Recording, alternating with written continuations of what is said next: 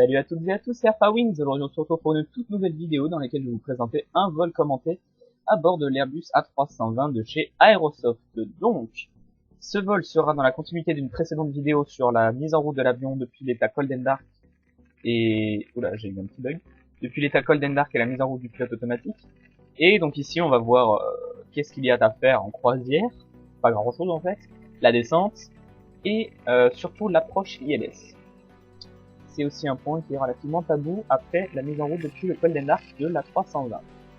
Donc on est ici sur le sol de l'aéroport de Bergerac-Roumanière, dans la région Aquitaine, en France.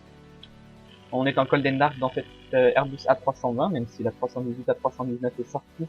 Sachez que ce que je vais vous montrer ici est identique à ce qui se passe dans la 318 A319, donc ce tutoriel pourra être utilisé sur ce type d'avion. Et donc voilà, je vais relativement vite passer sur ce que je fais, que je vais expliquer dans ma précédente vidéo comme je l'ai dit tout à l'heure. On va faire les choses vite mais bien. Tac, tac, tac, tac.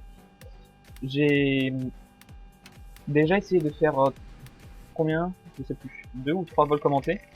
Non, j'ai essayé de refaire un vol commenté 6 fois. À chaque fois il plantait, donc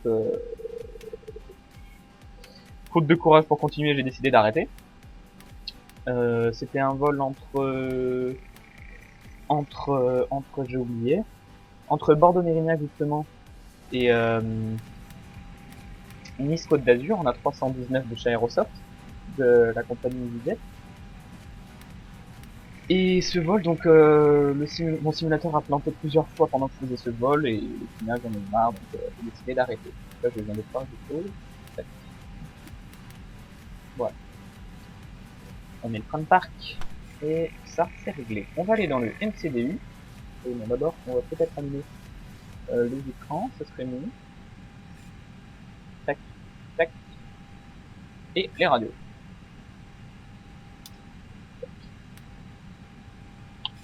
Donc maintenant, dans le MCDU, on va aller dans Init, route, Lima Fox, Bravo Echo, Bergerac, tout Lima Fox, Bravo Delta, et IRS, flight number, Aerosoft, je sais pas, 320 par exemple, cost index 85, altitude de croisière, on va monter à l'altitude de 5000 pieds, tac, et le bloc, on a full fuel, donc on va être à bloc, je vais regarder vite fait sur le gestionnaire de carburant, mon état, carburant 42.0. Bloc et 42.0. Donc on est bien chargé. Perf. Oui non d'accord. D'abord on fait la route. Donc on va faire un départ de Lima Fox Bravo Echo en piste 28. On va devoir remonter un peu. On va pas faire de seed particulière. Par contre on va faire une arrivée ILS piste 23 sur Bordeaux. Tac. Et ce sera tout, on va pas faire s'embêter très longtemps. Par contre on va devoir passer par un point dont j'ai oublié le nom. Je sais plus si c'est Libru. Non attendez. Ce sera pas via Velin. Ce sera...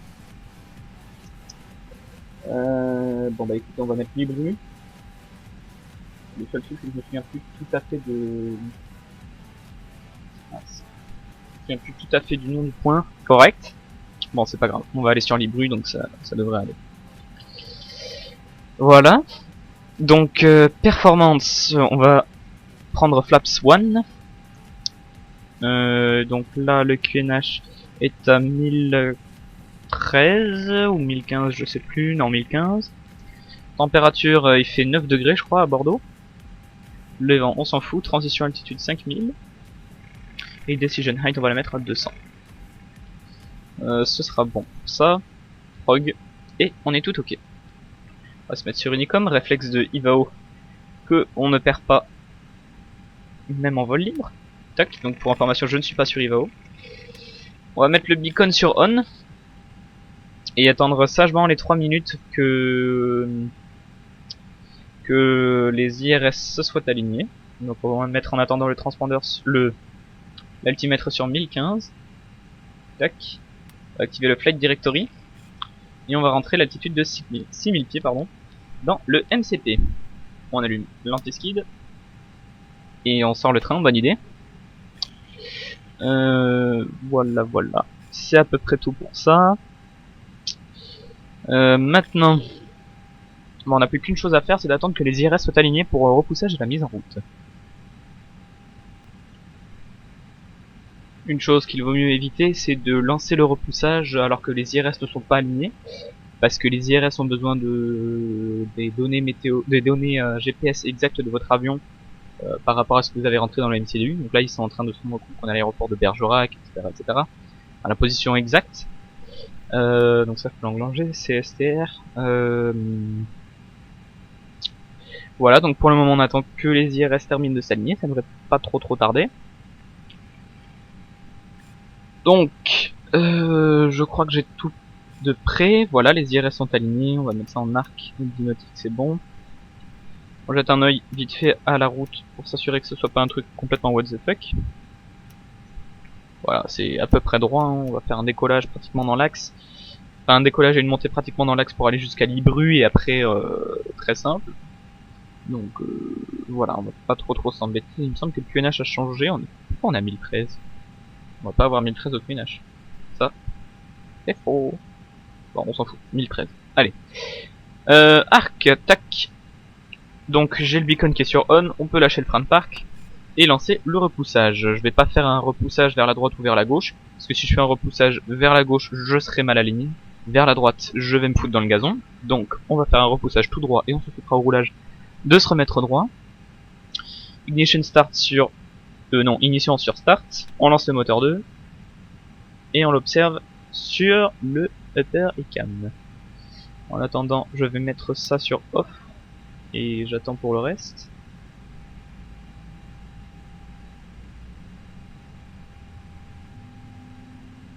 Voilà, donc le moteur démarre, pas de problème. Je vérifie que je sois bien sur idle, parce que tout à l'heure je démarrais un Concorde en étant en plein gaz, ça le fait pas.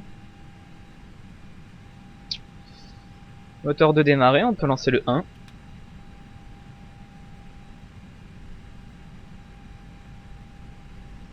Donc vous remarquerez très simplement que j'ai les graphismes qui sont très bas. C'est pas pour une question de FPS, enfin pas que pour une question de FPS, parce que pour le moment ils tiennent bien. C'est surtout, aussi et surtout à cause de mon PC qui surchauffe gavé. Donc je peux pas trop mettre de gros graphismes sinon il crame, donc ça le fait pas. Les deux moteurs sont lancés, on remet l'ignition sur normal. Le strobe sur auto. Ce sera bon pour le pushback là je pense. Ouais, c'est bon pour le pushback. On remet le frein de parc. Tac, on sort un cran de volée. On arme les aérofreins. On teste les commandes de vol. Pull up. Pull down. Neutral. Pull left. Pull right. Neutral. Pull left. Pull right. Neutral. Zéro. Donc, le phare de roulage sur on, le runway turn up sur on. Et on peut couper la PU. Tac, tac. Voilà. Donc maintenant, on lâche les trains de parc. Et on peut commencer à rouler. Alors, je mets doucement les gaz. Je vais mettre le take-off config. Et j'ai pas vu s'il a rien affiché. Enfin, il a rien affiché, donc tout devrait être correct pour le moment. Donc on roule gentiment jusqu'au seuil de piste d'où on activera les feux et le transpondeur. Et ensuite on va remonter la piste 10 parce que ça sera un peu short depuis qu'on arrête de décoller de la 28.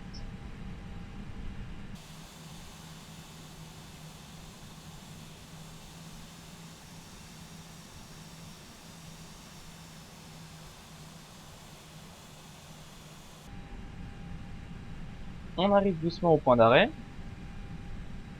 Alors maintenant on a la checklist de décollage qui s'est affichée. Donc pas de bleu, tout va bien. Take-off config normal, donc tout va bien. On n'a pas de trafic, donc on va pouvoir mettre le transpondeur en PARA.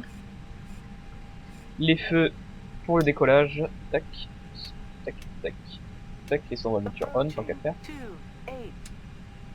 Et là, on va pouvoir s'aligner, non, remonter à 10, s'aligner ensuite en piste 28.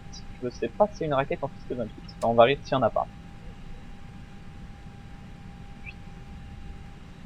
100 above. Oula.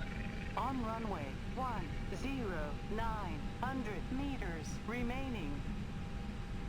Il me reste 900 mètres à rouler. Il y a une raquette, donc on va en profiter. Je suis encore un petit peu rapide au roulage.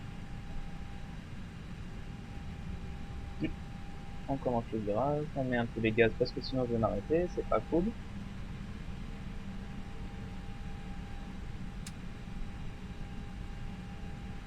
Et on s'aligne. Approaching 28.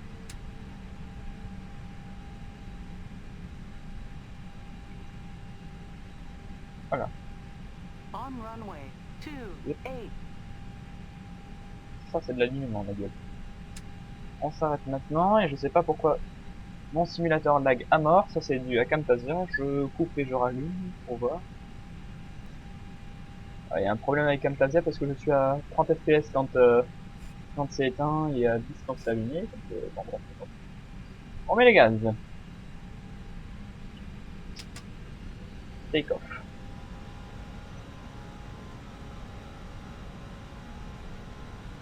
Tout s'est affiché. Merde. Tout s'est affiché. Voilà.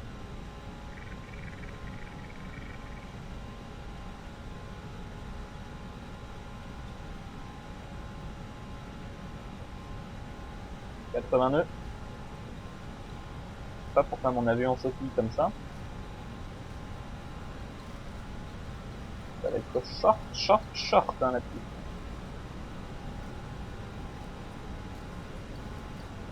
V1. Rotation.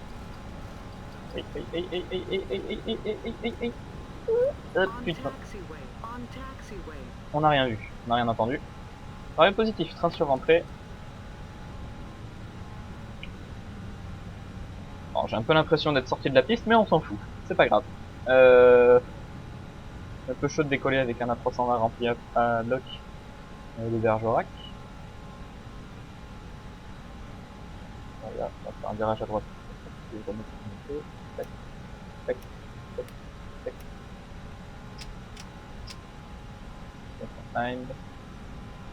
Ça c'est réglé, ça c'est réglé. Ça devrait être ok. Ah, merde. Bon, voilà. Les feux d'atterrissage, enfin les feux de train sur l'autre. Et mon simulateur lag à mort, je suis à 8 fps alors que d'habitude je suis à 40 fps sans problème ici. Mais ça c'est Camtasia qui me fait ralentir. Bon. Donc, après très peu de temps, environ 5 minutes de haul, on vient d'atteindre le top of descent. Donc étant donné qu'on est déjà à 6000 pieds, je vais descendre à 5000. Tac. L'autobreak, on va le mettre sur low. On n'aura pas besoin de grand chose pour atterrir en 23. Ici, on va armer les aérofreins. Transpondeur en TA, RA, on n'aura même pas eu besoin de le mettre en XPDR. Donc pour le moment tout va bien. Là, le transpondeur, l'altimètre il reste en stand-by. Standard.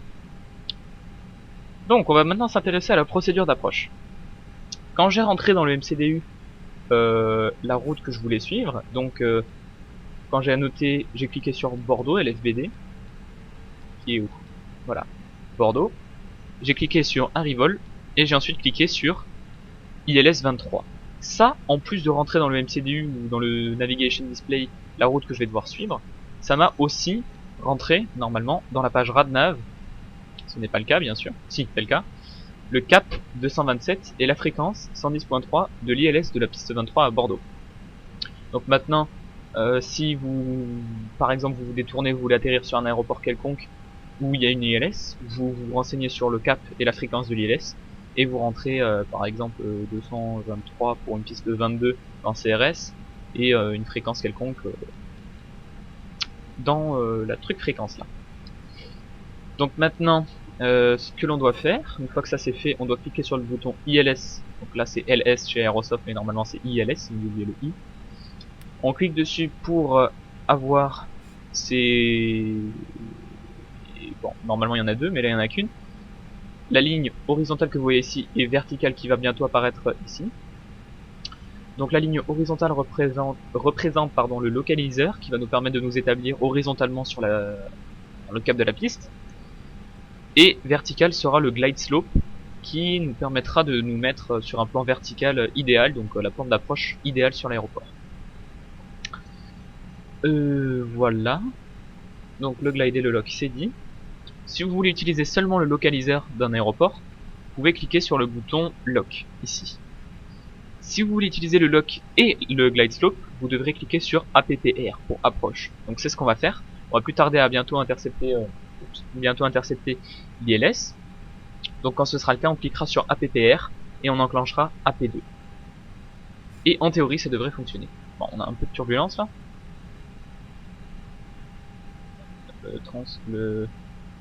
L'altimètre est un peu dingue. Il y a vraiment la turbulence là. C'est la météo réelle à Bordeaux. Ça m'étonne qu'il y en ait autant d'ailleurs. Voilà. Donc le reste, on va pouvoir allumer la PU, comme ça on s'embêtera pas avec ça au sol. Sans un écran de volée. Donc pour savoir quand vous devez sortir l'écran de volée, sur la barre de vitesse, donc sur l'anémomètre du PFD, le PFD c'est cet écran là, le Primary Flight Display. Sur cet écran vous avez des doubles lignes ici, comme celle-là ou celles qui sont au-dessus.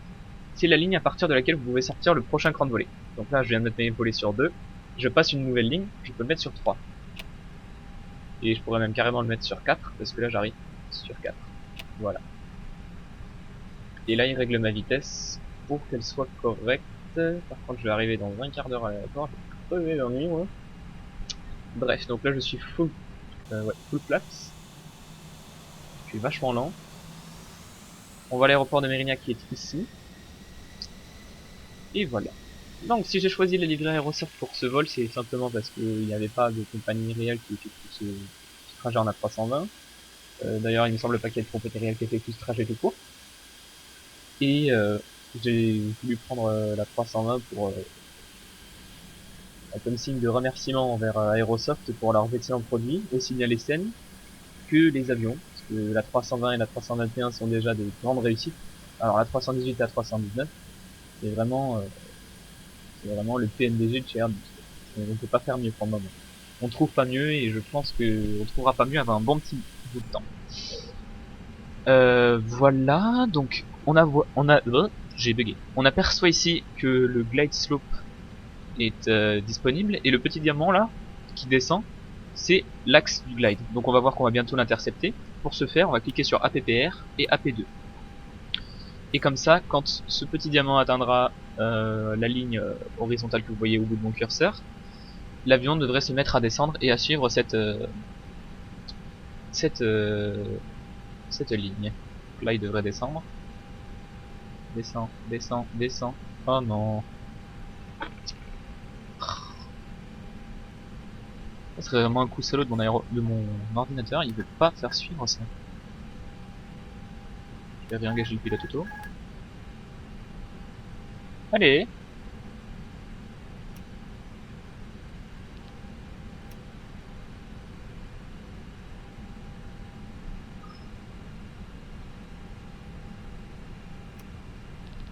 Oups. Essayer de descendre à 3000 pieds plus rapidement que le glide.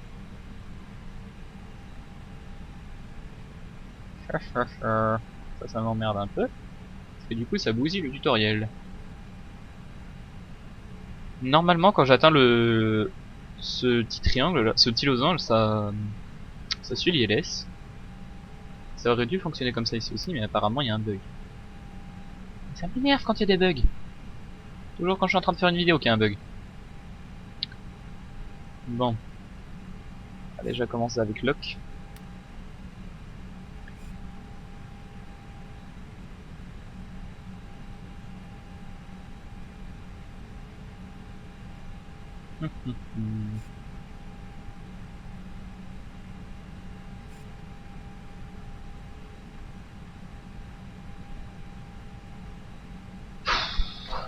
Donc là on est en train de passer en dessous du glide. On descendra à 3000 pieds au QNH actuel. Et je vais essayer sans engager de la P1 la P2 pardon. Je vais en engageant pardon seulement la P1. Et ensuite si ça marche pas j'engagerai seulement la P2 et si là ça marche pas je ferai une approche en manuel. Mais sachez que en théorie ça fonctionne. En théorie je dis bien. Donc on peut cliquer sur APPR maintenant.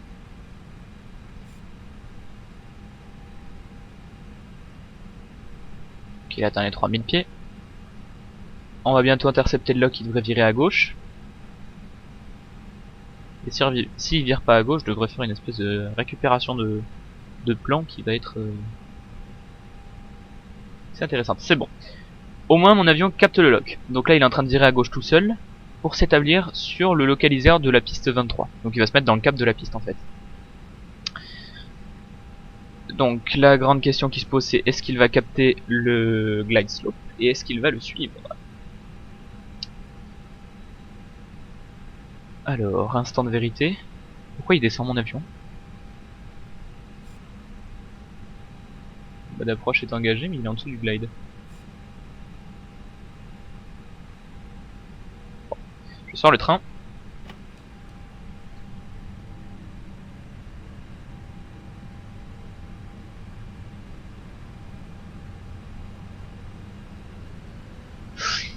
Bon, il a intercepté le lock. Le glide, pardon. Train sorti et verrouillé 3 vertes. On peut allumer les feux latéraux. PU tourne. Ok, nickel. Bon. Apparemment, il y avait un petit problème avec mon approche. Donc, ce que je vous ai expliqué, j'ai un peu bugué. Ce que je vous ai expliqué, c'est vous appuyez sur AP1 donc pour enclencher le pilote automatique normalement. Ensuite, vous vérifiez que les informations de cap et de fréquence sont correctement rentrées dans le MCDU. Vous cliquez sur ILS, puis vous engagez le mode lock pour vous établir sur le localiseur. Et si vous interceptez immédiatement aussi le glide slope, vous appuyez sur APPR. En prenant le temps vraiment au petit triangle, au petit losange de descente. Donc si vous voyez le losange qui commence à bouger, vous cliquez sur APPR et comme ça devrait fonctionner. Donc Ikame Mono Blue. Pour l'Ateron, on n'a pas l'air trop mal. Voilà. Donc on va régler l'altitude de remise de gaz à 3000, c'est bon. Et je vais faire ce qu'on appelle un autoland, c'est-à-dire que je vais pas toucher aux commandes de vol, je vais laisser l'avion se poser tout seul en fait. Donc la seule action que je ferai tout à l'heure, ce sera de mettre les reverses. Donc en gros, je laisse mon avion descendre tout seul, sans toucher à rien.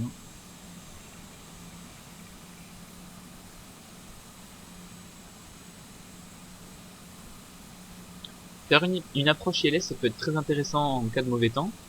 Et si on a envie de faire un bel atterrissage, on peut utiliser l'ILS jusqu'à à peu près 1000 pieds sol, donc grosso modo maintenant je pense, ouais à peu près maintenant.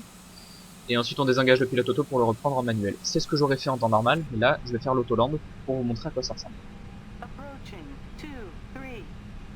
Donc on voit sur le navigation display qu'on a un vent de 9 nœuds qui nous vient de 3 quarts arrière, plutôt de la droite d'ailleurs. 3 quarts arrière droite, je veux dire. Et donc là je vais enregistrer avec FS Recorder ce que je vais faire, cet atterrissage, pour vous montrer ensuite en vue extérieure à quoi ça ressemble.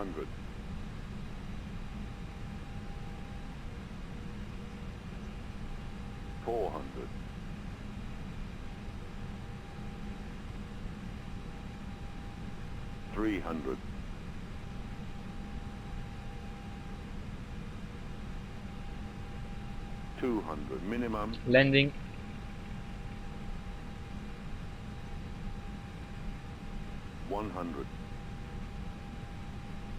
Là, l'avion devrait se mettre à faire l'arrondi. Voilà.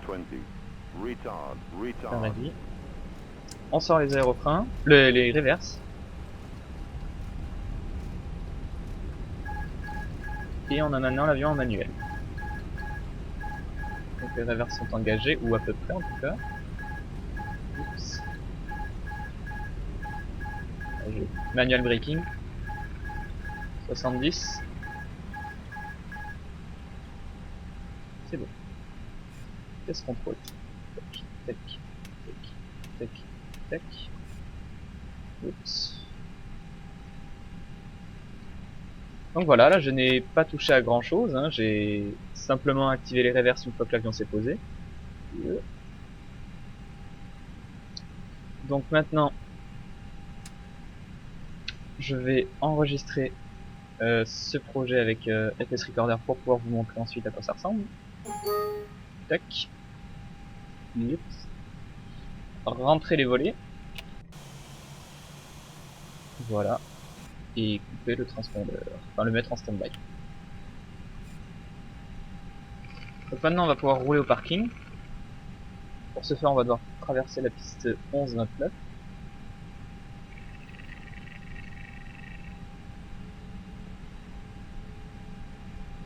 Brum, brum.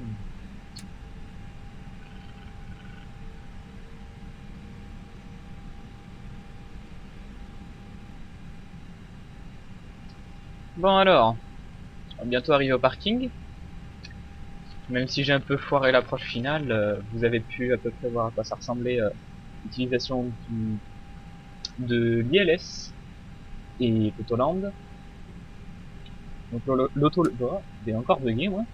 L'Autoland, le but c'est vous laisser l'avion se poser tout seul et quand les roues arrière ont touché, enfin le train principal a touché, vous activez les reverses. Moi pour ce faire j'appuie sur F2 et apparemment c'est pas la bonne technique parce que mon joystick est mal calibré et résultat ça me fait bugger les reverses. Mais en temps normal c'est comme ça qu'on fait. Que je fais. Voilà. Autre chose, à partir du moment où vous entendez le pilote automatique qui se désengage, vous avez le master warning qui se met à clignoter et à biper. Donc à cet instant, à partir de cet instant, vous pouvez... attendez, je vais essayer... Non, ça se fout maintenant. À partir de cet instant, vous devez manuellement vous occuper de rester droit sur la piste, donc avec les avec les palonniers. Là, c'est un peu un parking dans la vie.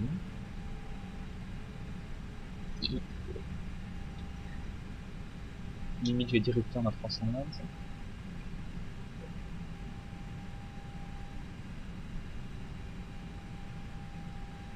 Voilà. On le laisse vers le droit. Nickel. Le frein de parc il est serré, la P8 tourne donc on peut couper les moteurs. Tac. On coupe les feux de roulage et le beacon. C'est à peu près tout. Donc maintenant on peut appeler G6 à la rescousse. Request deboarding. Contrôle J pour la passerelle. On ouvre les portes. Tac. Tac. Tac.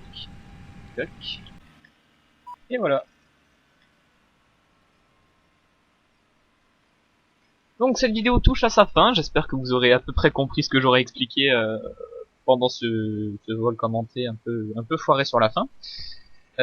Si vous avez des questions, des suggestions, des propositions, ou tout simplement que j'ai dit quelque chose qui était mal expliqué, ou que vous souhaiteriez précision sur quoi que ce soit, n'hésitez pas à me le demander dans les commentaires.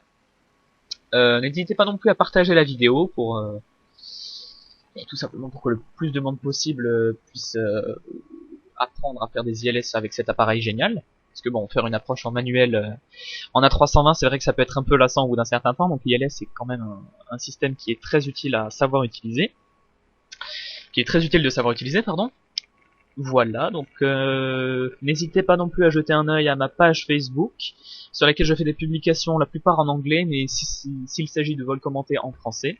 Donc vous pouvez avoir droit à des extras, comme par exemple le statut d'avancement de certaines de mes vidéos, ou des idées, des trucs comme ça, discuter un peu de vous à moi, être renseigné quoi. Eh bien, n'hésitez pas non plus à jeter un œil à cette page. Si vous avez des questions et que vous souhaiteriez les résoudre avec Skype, j'ai aussi un Skype professionnel. Jetez un œil dans la description, je vous le marque. Sur ce, je vous remercie d'avoir regardé cette vidéo. J'espère vous avoir aidé. Et n'hésitez pas à vous abonner et à jeter un œil à mes autres vidéos. Allez, ciao!